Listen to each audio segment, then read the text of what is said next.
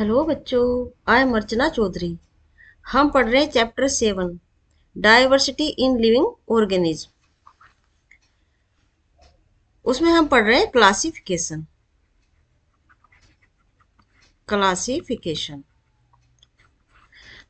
Classification की actually आवश्यकता क्यों हुई? क्योंकि वर्ल्ड में बहुत टाइप के एनिमल और प्लांट है, जिसमें बहुत सारी सिमिलरिटी है, बहुत सारे डिफरेंस है। अगर उनमें से हर एक एनिमल या प्लांट की स्टडी की जाए तो ये बहुत मुश्किल होगा। इसीलिए क्लासिफिकेशन बनाया गया। क्लासिफिकेशन मतलब ग्रुप, मतलब समान दिखने वाले एनिमल और समान दिखने वाले प्लांट को एक ग्रुप में रख दिया गया, जिससे उसमें बहुत सारे जैसे एनिमल है, बहुत सारे या प्लांट है। अगर उस ग्रुप में से एक की स्टडी की जाए तो उस ग्रुप के बाकी सभी प्लांट और एनिमल के बारे में बहुत ज्यादा जानकारी मिल जाती है। जो क्लासिफिकेशन आधार है वो है इवोल्यूशन। जैसे इंसान इवोल्व है। पहले क्या जमाना था? लेटर का जमाना था। उसके बाद लैंडलाइन आया। उसके बाद मोबाइल आया, और मोबाइल में भी कितनी सारी जनरेशन है। आजकल तो कितनी टेक्नोलॉजी हाई फाई हो गई है। तो ये क्या है? इवोल्यूशन। ऐसे नेचर के जो लेबोरेटरी में एक्सपेरिमेंट चल रहे थे, वो भी बहुत सिंपल से कॉम्प्लेक्स की ओर इवोल्व हुआ। सिंपल से सबसे पहले जो कोइसरवेट बैक्टीरिया था, सिर्फ अमीनो एसिड का ग्रुप था। उसके बाद प्रोकैरियोटिक ऑर्गेनिज्म बना। उसके बाद यूकैरियोटिक। मतलब ये क्या हो रहा है? इवोल्यूशन हो रहा है। प्रोकैरियोटिक मतलब ये प्रिमिटिव टाइप का न्यूक्लियस था। You means good, कैरियोन means nucleus, जिसमें एक मेम्ब्रेन बाउंड न्यूक्लियस था। तो ये क्या हो रहा है? एक इवोल्यूशन हो रहा है। जो 9th क्लास में जो सिलेबस है उसमें वही टेकर का क्लासिफिकेशन है।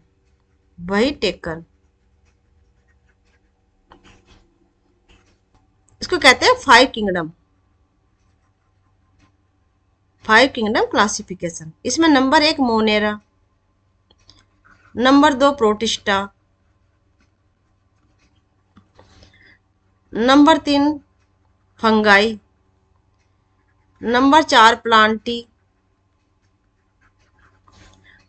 और नंबर 5 एनिमेलिया। जो क्लासिफिकेशन का आधार है वो है इवोल्यूशन में सबसे पहले जो ऑर्गेनिज्म एग्जिस्टेंस में आया वो था यूनिसेलुलर। फिर आया मल्टी सेलुलर। यूनिसेलुलर मतलब वो जो सिर्फ एक ही सेल का बना हुआ है। क्योंकि वो एक ही सेल का बना है, सिंगल सेल का है, तो उसमें लाइफ की प्रोबेबिलिटी बहुत कम है। मतलब अगर ये सेल खत्म हुई तो लाइफ खत्म हुई। इसीलिए अगला जो ऑर्गेनिज्म अस्तित्व में आता वो था मल्टी सेलुलर। इससे क्या लाइफ की प्रोबेबिलिटी बढ़ गई। यूनिसेलुलर में भी क्या वो प्रोकैरियोटिक है या वो यूकैरियोटिक है? उसी के आधार पर क्लासिफिकेशन हुआ। प्रोकैरियोटिक में आया मोनेरा। प्रो मतलब प्रीमिटिव, कैरियोन में न्यूक्लियस। उसके पास जो न्यूक्लियस था वो प्रीमिटिव टाइप का है, मतलब उसमें सिर्फ डीएनए है, नेकेड डीएनए है, और उसमें मेम्ब्रेन बाउंड सेल ऑर्गेनेल्स भी नहीं है। Eukaryotic, you means good, कैरियोन means nucleus, मतलब जिसमें एक मेम्ब्रेन बाउंड न्यूक्लियस है। लेकिन बात हो रही है यूनिसेलुलर, मतलब वो यूनिसेलुलर ही है। तो यूकैरियोटिक में आया प्रोटिस्टा। अब आए मल्टी सेलुलर।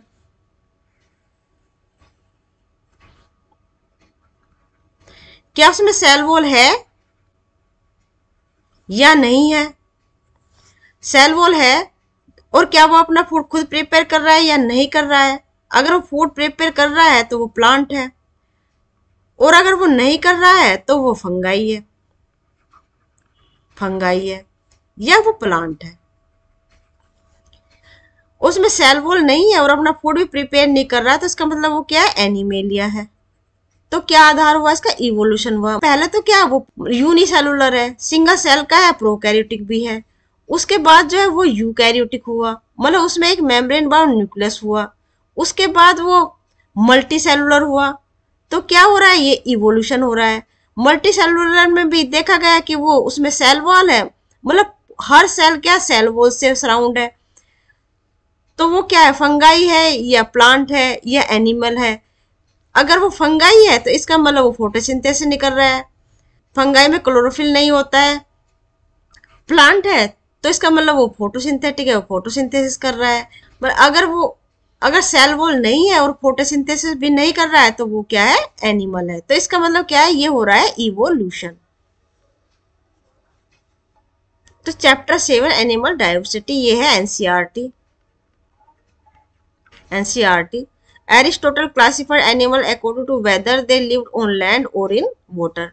एरिस्टोटल ने एनिमल क्लासिफाइड कि वो रहते कहाँ, लैंड में या वाटर में। The hierarchy of classification group, hierarchy का मतलब वही है सिंपल से कॉम्प्लेक्स की ओर, ये क्या हायरार्की। वही टेकर ने जो क्लासिफिकेशन प्रपोज किया था वो था 5 किंगडम सिस्टम, जिसमें था मोनेरा। मोनेरा में अभी देखा कौन आते हैं, प्रोकैरियोटिक आते हैं, हमने देखा भी प्रोकैरियोटिक होते हैं, यूनिसेलुलर होते हैं। प्रोटिस्टा में प्रोटिस्टा यूकैरियोटिक होते हैं, प्रोटिस्टा यूनिसेलुलर होते हैं लेकिन यूकैरियोटिक होते हैं। ठीक है, मतलब एक सेल के बने हुए तो है लेकिन उनमें गुड न्यूक्लियस प्रेजेंट होता है। फंजाई है, फंजाई जो फोटोसिंथेसिस नहीं करते हैं। प्लांटी है जो फोटोसिंथेसिस करते हैं, और एनिमल है जो फोटोसिंथेसिस नहीं करते हैं। ठीक है, और इन दोनों में क्या होता है, इनमें सेल वॉल प्रेजेंट होती है और एनिमल में सेल वॉल प्रेजेंट नहीं होती है। ये दोनों ही कैसे होते हैं, मल्टी सेलुलर होते हैं।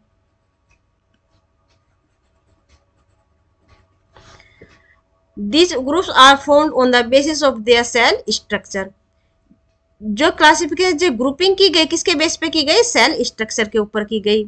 मोड है सोर्स ऑफ न्यूट्रिशन, मतलब वो फोटोसिंथेटिक है या नहीं है, उनका बॉडी ऑर्गेनाइजेशन कैसा है, वो यूकैरियोटिक है या प्रोकैरियोटिक है। तो ये बेस रहा क्लासिफिकेशन का और यही बेस है इवोल्यूशन का। फिर जो साइंटिस्ट थे उन्होंने मोनेरा को डिवाइड किया आर्की बैक्टीरिया में और यू बैक्टीरिया में। आर्की बैक्टीरिया जिसको ओल्डेस्ट लिविंग फॉसिल्स बोला जाता है। लिविंग फॉसिल्स उसको बोलते जो उस ग्रुप में सिर्फ एकमात्र जिंदा है और आज भी है, उसको बोलते हैं लिविंग फॉसिल्स। आर्की बैक्टीरिया ये बहुत ही एक्सट्रीम एनवायरनमेंट में रहता है। पहले क्या था, नेसेंट ऑक्सीजन थी, नेसेंट ऑक्सीजन थी, मतलब फ्री स्टेट में नहीं थी। ये जो ऑक्सीजन होती है वो अनस्टेबल होती है, मोर रिएक्टिव होती है। तो इसलिए आर्की बैक्टीरिया कैसे थे, obligate.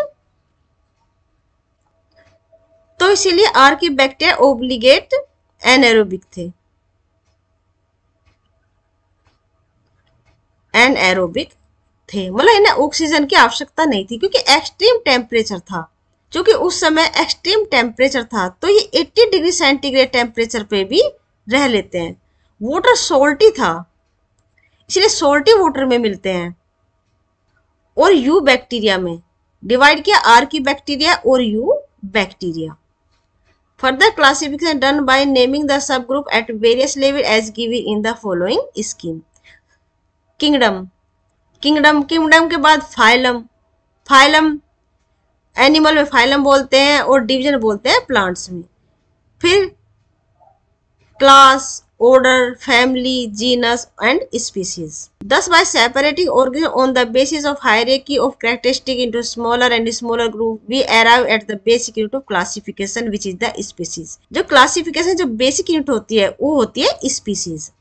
So that organism can be said to belong to the same species।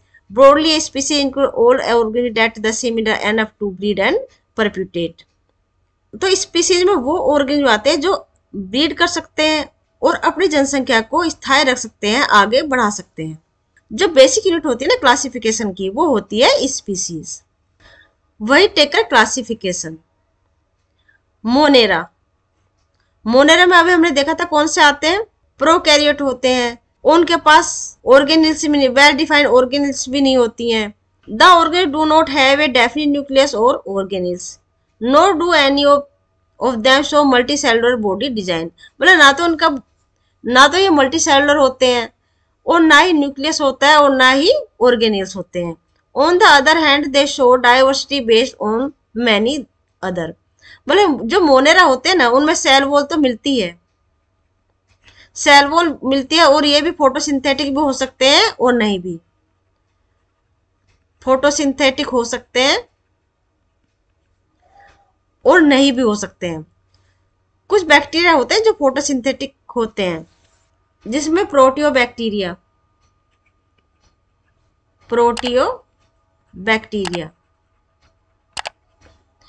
हेलियोबैक्टीरिया,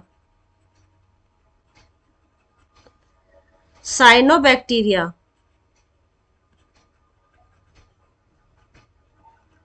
ये क्या है, ये फोटोसिंथेटिक बैक्टीरिया है। कुछ में सेल वॉल मिलती है, कुछ में नहीं मिलती है। ऑफ कोर्स हैविंग और not having a cell wall has very different effect on body design. Here from having और not having a cell wall in multi cellular organism. ऐसे ही मल्टी सेलुलर ऑर्गेनिज्म में भी ये सेल वॉल हो सकती है और नहीं हो सकती है। जिसमें सेल वॉल है वो प्लांट ही हो सकते हैं या फंगाई हो सकते हैं, और जिसमें सेल वॉल नहीं है वो कौन हो सकते हैं, वो एनिमेलिया हो सकते हैं। The mode of nutrition organism in this group can be either bye synthesis their own food, ये ऑटोट्रोफिक हो, ऑटो मतलब स्वयं सेल्फ, ट्रोफिक में न्यूट्रिशन, और getting it from the environment, जो खुद अपना फूड प्रिपेयर करते हैं उसे कहते हैं ऑटोट्रोफ, मतलब वो फोटोसिंथेसिस कर सकते हैं, वो होते हैं प्लांट। और गेटिंग इट फ्रॉम एनवायरमेंट, वो हिट्रोट्रोफ होते हैं, उसमें फंजाई आते हैं, एनिमल आते हैं। जो फंजाई होते हैं वो नॉन लिविंग से अपना फूड ऑब्टेन करते हैं, इनको सेप्रोफाइटिक बोलते हैं। This group include bacteria, blue green algae, cyanobacteria and mycoplasma. तो मोनेरा में कौन कौन से आए, ब्लू ग्रीन एल्गी होते हैं, बैक्टीरिया होते हैं, माइकोप्लाज्म होते हैं, साइनोबैक्टीरिया होते हैं। ये सब के सब क्या होते हैं, प्रोकैरियोटिक होते हैं। प्रोटिस्टा भी क्या होते हैं, यूनिसेलुलर तो होते हैं लेकिन यूकैरियोटिक होते हैं, मतलब उसमें एक मेम्ब्रेन बाउंड न्यूक्लियस होता है। This group include many kind of unicellular eukaryotic organs. Some of these organs use appendages such as hair like cilia, whip like flagella. Flagella दो टाइप के होते हैं, टिन सेल और whip like flagella. For moving around, मतलब जो appendages होते हैं ना, इनके लोकोमोशन के लिए जो अपेंडेज होते हैं वो सीलिया हो सकते हैं या फ्लैजला हो सकते हैं। फ्लैजला और सीलिया में जो डिफरेंस होता है ना, वो नंबर का होता है और उनके लेंथ का होता है। फ्लैजला लंबे होते हैं सीलिया से, ये लॉन्ग होते हैं देन सीलिया, और जो इनका नंबर होता है वो नंबर लेस होता है देन सीलिया। और दोनों ही काम क्या करते हैं, लोकोमोशन, मूवमेंट में। Their mode of nutrition can be autotrophic और हिट्रोट्रोपिक। जो उनका न्यूट्रिशन का टाइप जो होता है ऑटोट्रोपिक भी हो सकता है और हिट्रोट्रोपिक भी हो सकता है।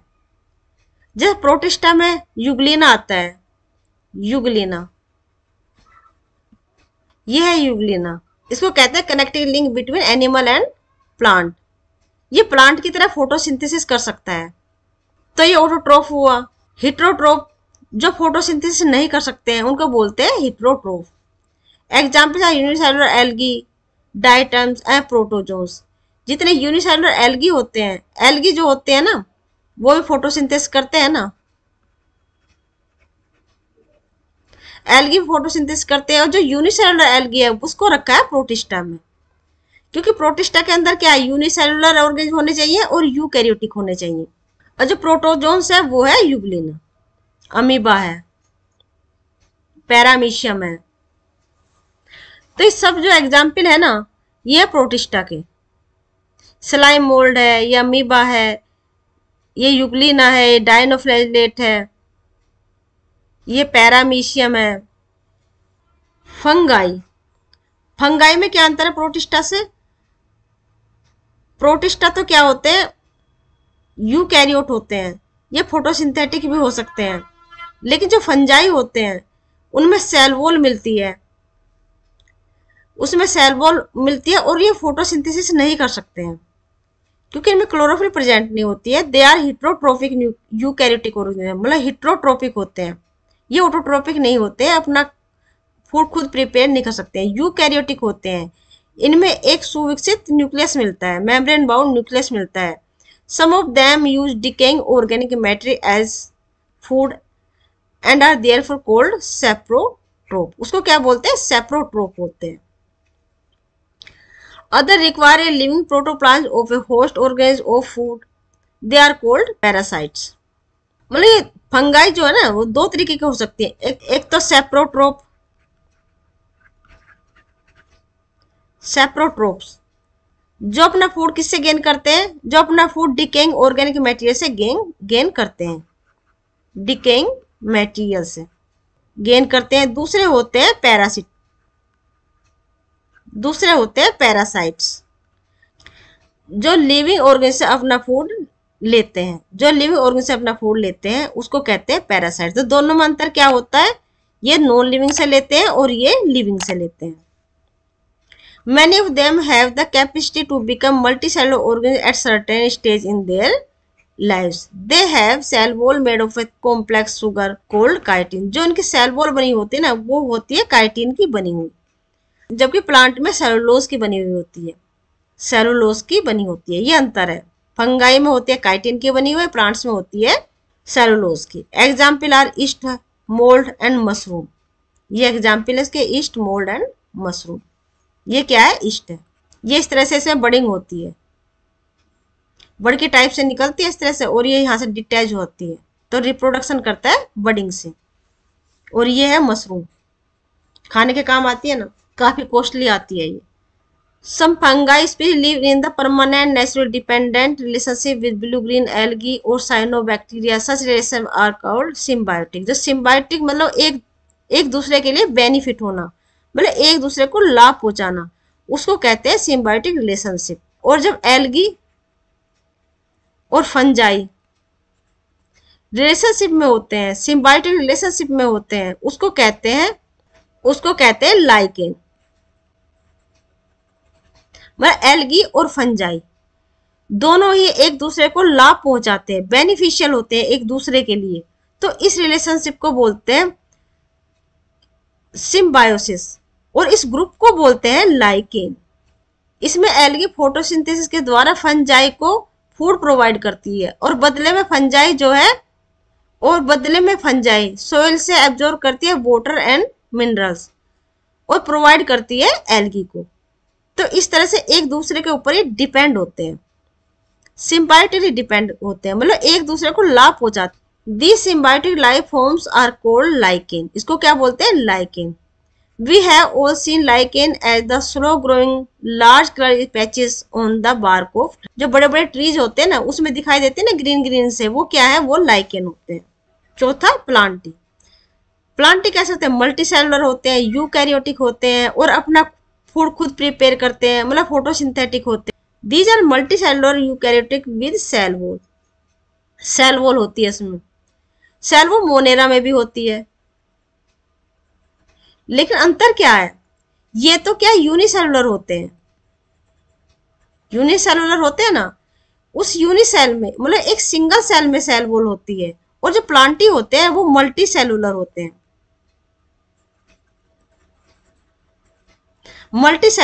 हैं, और हर सेल को सराउंड करती है एक cell wall. They are autotroph and use chlorophyll for photosynthesis. क्योंकि इनकी सेल में क्या होती है?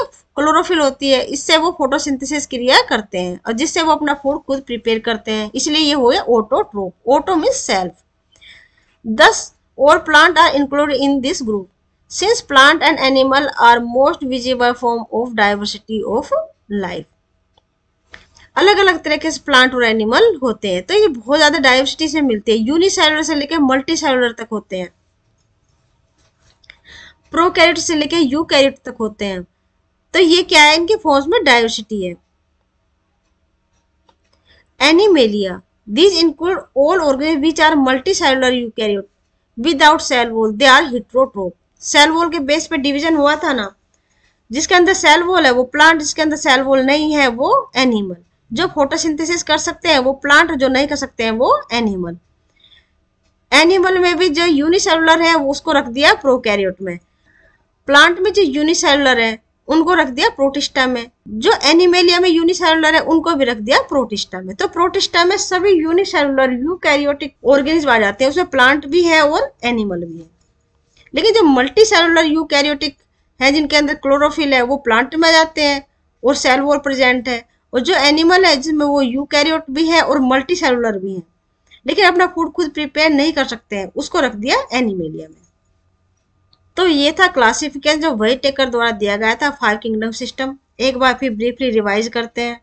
वही टेकर ने 5 किंगडम सिस्टम दिया था जिसमें 5 किंगडम उन्होंने बताए थे, मोनेरा, प्रोटिस्टा, फंजाई, प्लांटी और एनिमेलिया। जो मोनेरा है वो प्रोकैरियोटिक होते हैं, यूनिसेलुलर होते हैं, सेल वॉल प्रेजेंट होती है, इसमें बैक्टीरिया, साइनोबैक्टीरिया ये आते हैं, फोटोसिंथेटिक बैक्टीरिया भी होते हैं। प्रोटिस्टा जो यूकैरियोटिक होते हैं और यूनिसेलुलर होते हैं, इसमें प्लांट और एनिमल दोनों आते हैं जो यूनिसेलुलर होते हैं। फंजाई में सेल वॉल प्रेजेंट होती है जो काइटिन की बनी हुई होती है और ये मल्टी सेलुलर होते हैं। प्लांट ये भी मल्टी सेलुलर होते हैं और यूकैरियोटिक होते हैं, लेकिन प्लांट जो है अपना फूड खुद प्रिपेयर कर लेते हैं थ्रू फोटोसिंथेसिस। और एनिमल में जो है सेल वॉल नहीं मिलती है और ये फोटोसिंथेसिस नहीं कर सकते हैं, ये आते हैं एनिमल में। तो ये था आज का लेक्चर क्लासिफिकेशन के बेस पे। तो आज का लेक्चर यहीं खत्म करते हैं, मिलते हैं नेक्स्ट टॉपिक में। Till then bye bye, be happy and take care.